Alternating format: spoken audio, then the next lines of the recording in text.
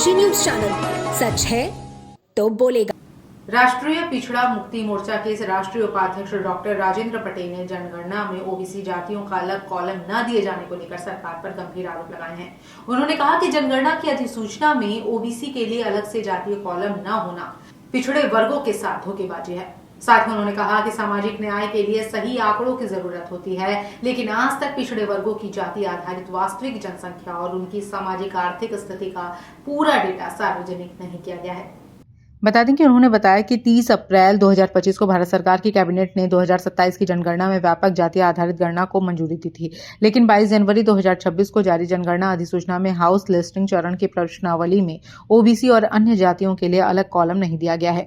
उनके अनुसार प्रश्नावली में केवल यह पूछा गया है कि परिवार का मुखिया अनुसूचित जाति, अनुसूचित जनजाति या अन्य है, जिससे ओबीसी को फिर से अन्य की श्रेणी में डाल दिया गया है। वहीं डॉक्टर पटेल ने कहा कि यदि पहले चरण की हाउस लिस्टिंग में ही ओबीसी और अन्य जातियों के आंकड़े नहीं जुटाए जाएंगे तो उनकी वास्तविक स्थिति सामने कैसे आएगी। उन्होंने इसे केवल प्रशासनिक चूक नहीं बल्कि पिछड़े वर्गों के अधिकारों को कमजोर करने की साजिश बताया। उन्होंने कहा कि सरकार की इस नीति के विरोध में राष्ट्रीय पिछड़ा मुक्ति मोर्चा देश भर में चरणबद्ध आंदोलन और भारत बंद की तैयारी कर रहा है।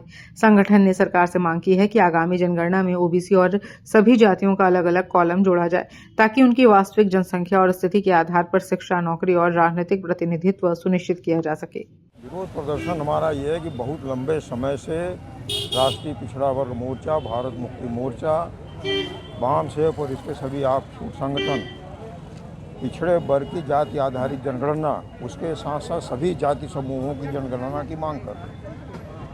पहले सरकार ये कहती रहे कि जनगणना करना पाप का काम, हम जनगणना नहीं करेंगे, लेकिन लंबे दबाव के कारण जनगणना करने की बात स्वीकार किया। जनगणना होने जा रही है, बजट उसके लिए अलॉट किया, लेकिन धोखेबाजी ये हो रही है कि जनगणना में ओबीसी का कॉलम ही नहीं। कॉलम नंबर 12 पे ये पूछा जा रहा है घर के मुखिया से कि आप अनुसूचित जाति के हो या अनुसूचित जनजाति के हो या अन्य के हो, तो ओबीसी का पूछा ही नहीं जा रहा है।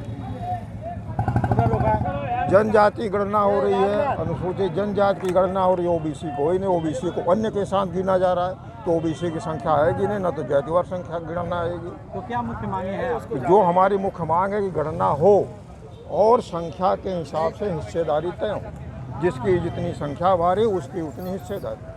तो जब ये संख्या आएगी तभी तो हिस्सेदारी की बात आएगी।